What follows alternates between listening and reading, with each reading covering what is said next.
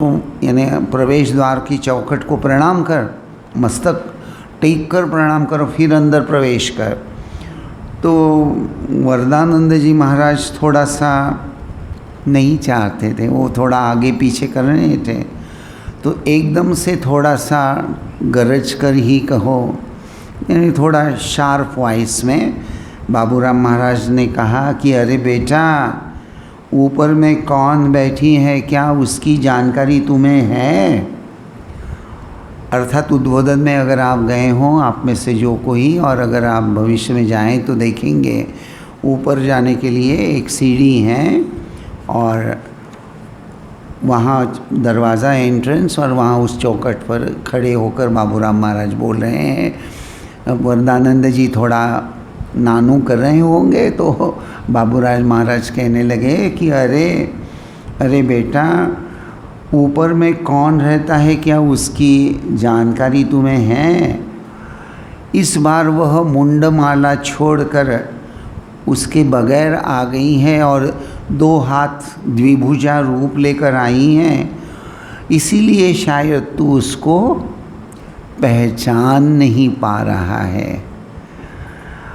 अक्सर हमारे अंतःकरण में जो भगवान के प्रति जो एक भावना होती है, अक्सर एक अलौकिक कुछ ऐसा रूप, चतुर्भुज, अष्टभुज, दशभुज, ऐसा बहुत कुछ, वो स्वर्ण अलंकार और रेशमी वस्त्रों से पहने हुए वगैरह, ऐसा ही मन में पहले आ जाता है। सामान्य विचारों में यही बात होती है। खास करके मेरा ये पुणे का अनुभव है। एक व्यक्ति शायद घूमता घामता मठ में आ गया होगा, या हो सकता है शायद हमारे पॉलीक्लिनिक में इलाज के लिए आया हो, लेकिन वो पहली बार मठ में आया था। और उधर से मैं आ रहा था तो उसने मुझे रोक लिया और कहा कि आप ज़रा रुकिए, आप सन्यासी हैं? तो मैंने कहा और कुछ लग रहा हूँ क्या?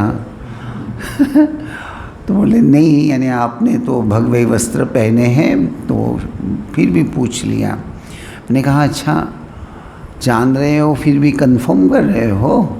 तो मैं थोड़ी शायद चिमटी काट रहा था। कंफर्म कर रहे हो? हाँ वैसे ही समझिए। उसने भी बड़े ठाठ से बोल लिया, हाँ वैसे ही समझिए।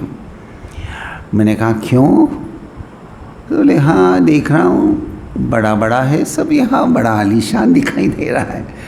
तो आप सन्यासी होते हुए ऐसे कमरे में, इस बिल्डिंग में रहते हैं? मैंने कहा हाँ बेटा, हमारे कमरे में AC भी लगा हुआ है। तो मैं तो बढ़ाते ही गया बात को।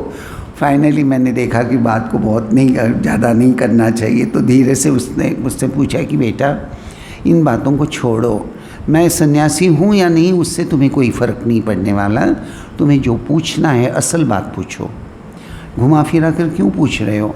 तो बोले ये मंदिर में किसकी मूर्ति है? मैंने कहा वो तो भगवान श्री रामकृष्ण देव की मूर्ति है। बोले क्या? भगवान श्री रामकृष्ण? बोले हमारे सनातन धर्म में 33 कोटि देवी देवता हैं, तो अब आपको ये नए भगवान की ज़रूरत महसूस होगी? तो मैंने कहा हाँ, आपको ज़रूरत नहीं होगी शायद, हमारे लिए ज़रूरत थी। बोले मतलब? मैंने कहा हमारे लिए ज़रूरत थी, इसलिए जिसको तुम भगवान समझते हो ना, जिसका नाम तुमने बोला अभी 33 कोटि देवी देवता, वही देवी देवता इनके रूप में हमारे जैसे सामान्य नर रूप धारण करके, मानव देह धारण करके आए हैं। तो आपको ज़रूरत नहीं तो आप छोड़ दीजिए ना, आपको किसने कहा? तो मुझे उसने कहा कि नहीं, आपका विश्वास है, आपकी बात है, लेकिन मैं ये पूछता हूँ, मंदिर कहने के बाद ऐसा लगता है ना कि मंदिर में श्री राम जी की मूर्ति होगी, यानी राम जी का मंदिर है तो बीच में राम जी, एक बाएं हाथ में माँ सीता, एक तरफ लक्ष्मण जी, सामने हनुमान जी प्रणाम करते हुए। बोले ऐसा मंदिर में होता है। कृष्ण जी के मंदिर में जाओ तो बांके बिहारी, मुरलीधारी, बाल गोपाल, तो कृष्ण जी के ऐसे ही रूप अक्सर मंदिर में होते हैं। गणपति जी के मंदिर में तो वैसा होता है तुंदिल तनु, और ये माँ दुर्गा का वो होता है। तो यहाँ तो कुछ भी नहीं है। तो इनको देखकर ये साक्षात भगवान है, यह विश्वास तो कैसे मान ले इस बात को। तो मैंने कहा हाँ बेटा, बात तो सही है। और फिर मैंने धीरे से कहा कि देखो बेटा, अगर ये बात तुमको अगर मन में विचार में आ ही गई ही है, तो तुम ऐसा करो, मैं तुमको श्री श्री रामकृष्ण देव का और श्री श्री माँ का और स्वामी जी की संक्षिप्त जीवनी, यहाँ हमारे बुक स्टॉल पे भी मैं कल गया था, वहाँ भी मैंने घूम कर देखा तो वहाँ उपलब्ध हैं। तो वो संक्षिप्त जीवनी मैंने कहा भाई साहब आप इसको पढ़कर देख लीजिए। लगभग 1 या 2 महीने के बाद आकर उसने प्रणाम किया, शायद मंदिर में किया होगा इसलिए कि क्योंकि मैंने देखा नहीं, लेकिन वो मेरी खोज में फाइनली मेरे पास आ पहुंचा। और उसने मुझे कहा कि कुछ पहले मैं 2 महीने 1.5 महीने 2-3 महीने पहले मैं आकर आपसे बहुत तर्क कर गया था और आज आपसे माफ़ी मांगने आया हूँ। आई नो श्री रामकृष्ण माँ शारदा दे आर गॉड, वो भगवान और भगवती हैं, ये मैं अब समझ रहा हूँ। फिर मैंने उसको कहा कि देखो बेटा, भगवान की ये जो माँ का वाक्य हमने पढ़ा कि अहेतु की कृपा, वो जो आया था घूमता घामता बोलो या पॉलीक्लिनिक में चिकित्सा करने ही बोलो, जिसको ठाकुर माँ स्वामी जी के बारे में कुछ भी जानकारी नहीं है, उसके मन में यह प्रश्न आ गया कि किसकी मूर्ति है और उसके उस धागे से धीरे धीरे इतनी बात हो गई कि वह आज भी पूना में है। वो जो उसकी दीक्षा हो गई, घर वालों की दीक्षा हुई है। तो ये अहेतु की कृपा नहीं है तो और क्या है। ये जो माँ ने ये जो बोला था कि अरे मैं ही करूँगी, तुम क्या करोगे, हम सच में कुछ नहीं कर सकते। अगर वह कृपा करके वह भावना, वह प्रेरणा, वह कर्म कुशलता, सब कुछ शक्ति वह जब जगाती हैं, तभी हम एक तरह से जो भी कर रहे हैं भगवान के प्रसन्नता के लिए करने के लिए प्रस्तुत हो जाएंगे। तो यहाँ और एक घटना का वर्णन बताना चाहूँगा और फिर बाद में मैं अपनी वाणी को विराम दूंगा। आज थोड़ा जल्दी ख़त्म करने वाला हूँ। घटना ऐसी है कि जिन्होंने ये श्री श्री माँ का चरित्र लिखा है ना, अपूर्वानंद जी महाराज, उन्हीं से ये बात सुनी हुई है। अपूर्वानंद जी महाराज लगभग 1989 तक बनारस में थे। शारदेशानंद जी महाराज जो माँ के मंत्र शिष्य थे, गोपेश महाराज, वो 1988 दिसंबर तक वृंदावन में थे। तो श्री श्री माँ के मंत्र शिष्य जो थे, उनके मुख से कुछ बातें जो सुनने को या मिली हैं, जिसका वर्णन ही यहाँ मुझे मिल गया। वहाँ लिखा है, स्वामी अपूर्वानंद जी कहते हैं कि बनारस में माँ जब गई थी तो लक्ष्मी निवास करके स्थान है। आज भी आप बनारस जाएं तो लक्ष्मी निवास हैं। और तो माँ का बनारस गई हुई थी और लक्ष्मी निवास में थी। तो एक दिन लक्ष्मी निवास से ऊपर से सीढ़ी से उतर कर वे खुद अपना ही फ़ोटो लेकर निकल पड़ी और अपना ही फ़ोटो निकल पड़ी। और फिर उसके बाद में नीचे आकर उन्होंने आंगन में जो बगीचा था, फूलों के कुछ पेड़ थे, वहाँ से फूल उन्होंने निकाल लिए और अपने आंचल में उसको बांध लिया।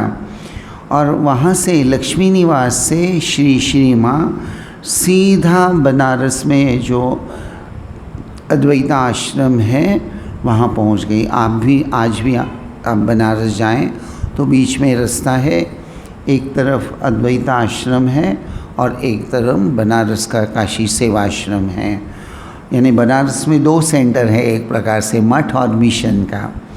तो माँ लक्ष्मी निवास से सीधे अपना ही फ़ोटो निकाल कर कुछ फूल लेकर वहाँ अद्वैत आश्रम में चली गई और वहाँ जाकर श्री श्री ठाकुर वेदी पर जो श्री श्री ठाकुर का फ़ोटो सजाया गया था, तो ठाकुर के फ़ोटो के पास में उन्होंने अपना वो जो फ़ोटो लिया है हाथ में, उसको वहाँ रख दिया और फिर ठाकुर के फ़ोटो को और अपनी ही फ़ोटो को श्री श्री माँ ने फूल अर्पण किए और प्रणाम भी किया।